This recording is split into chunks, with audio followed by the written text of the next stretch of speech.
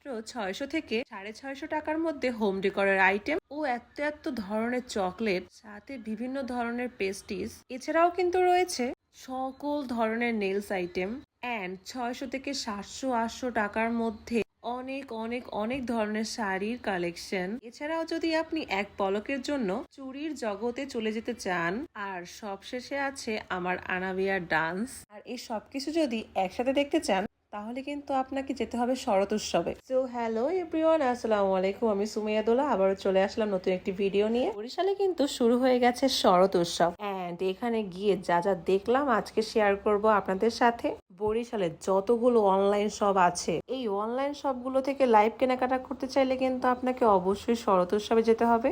এত এত collection, just মাথা খারাপ হয়ে যাবে আপনার। এত সুন্দর একটা নেক পিস, এত ভালো লেগেছিল, অ্যান্ড প্রাইস গুলা কিন্তু একদম রিজনেবল ছিল। মেলাটা কিন্তু ইউরো কনভেনশন হলের ইনসাইড আউটসাইড দুই পাশেই হচ্ছিল। আমি বাহিরের সকল স্টল গুলা দেখে শুনে তারপরে ভিতরে গেলাম, অ্যান্ড জাস্ট দেখো এই ব্যাগটা কি সুন্দর ছিল। আর এই ল্যাম্প শেডটা আমার এত পরিমাণ ভালো লেগেছিল যা বলার বাইরে। এটার সাথে একটা মিরর ছিল, অ্যান্ড এই মিররের উপর এটা প্রাইসও লেখা ছিল। দেখো কি সুন্দর মিররটা। এই স্টলটা ভিজিট করার সময় মনে হয়েছে আমি জাস্ট একটা ফুলের বাগানে চলে আসছি। অ্যান্ড এগুলো হচ্ছে সব হ্যান্ডমেডের প্রোডাক্ট ছিল। অ্যান্ড ওই সানফ্লাওয়ার গুলো যে কি পরিমাণ সুন্দর ছিল। আর এইদিকে আমার আম্মু হিজাব দেখছিল, জানি না কেন দেখছিল, কার জন্য দেখছিল। তারপরে এইটা দেখে দেখে ভালো লাগে না, দেন আরো একটা হিজাব দেখছে, তারপরে কি করছে জানি না।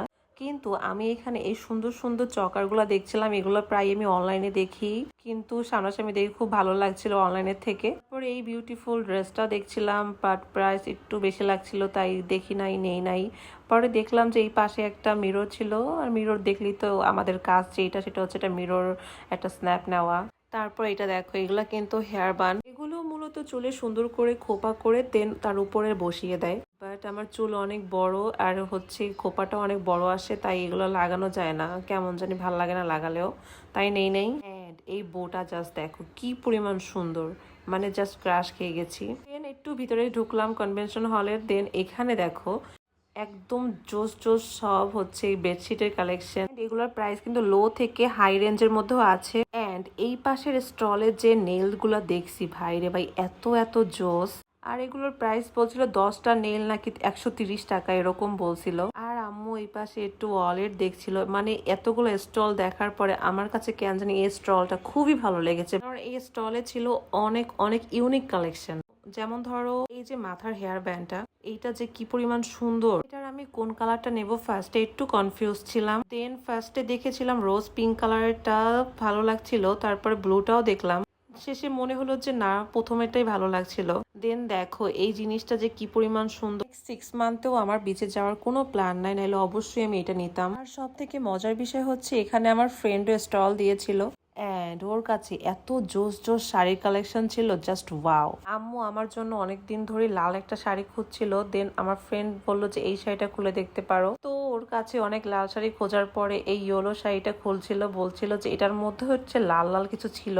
দেন আমি বললাম যে আমার নেক্সটে কোনো হলুদের প্রোগ্রাম নাই, নাহলে অবশ্যই আমি ইয়েলো শাড়িটা নিতাম। এত সুন্দর সুন্দর সব কালেকশন, ভাইরে ভাই পুরো মাথা খারাপ হয়ে গেছে। দেন এই লিপ অয়েলটা আমি নিয়েছিলাম। এদিকে আবার আম্মু ডেকে বললো এই লাল শাড়িটা নাকি আমাকে অনেক ভালো মানাবে, তাই আবার আমি গায়ে ধরে দেখলাম, দেখছি খুব সুন্দর শাড়িটা, এবং আমার ফ্রেন্ড এটা খুলেও দেখাচ্ছিল। এই ধরনের শাড়ি আমার খুবই পছন্দ, বাট পরা হয় না, এটা হচ্ছে সমস্যা।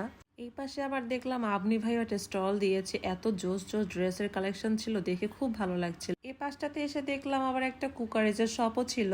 এখান থেকে আম্মু একটা মগ নিয়েছিল, মগটা অনেক সুন্দর ছিল। আমরা কিছু কিছু জিনিস অনলাইনে দেখি, বাট ওগুলো সামনাসামনি দেখতে সব থেকে বেশি ভালো লাগে।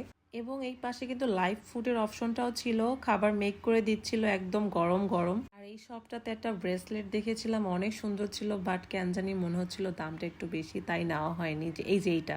দেন আমি আবার একটা চুড়ি পরে দেখলাম, এই চুড়িটা অনেক সুন্দর ছিল, বাট দামটা এটার কম ছিল। এইদিকে এই শপটাতে এত জোস সব চকলেট ছিল যা বলার বাইরে। এত এত পেস্ট্রিজ আইটেম, কুনাফা চকলেট দেখলাম, তারপর পুডিং দেখলাম, অনেক অনেক সুন্দর ছিল।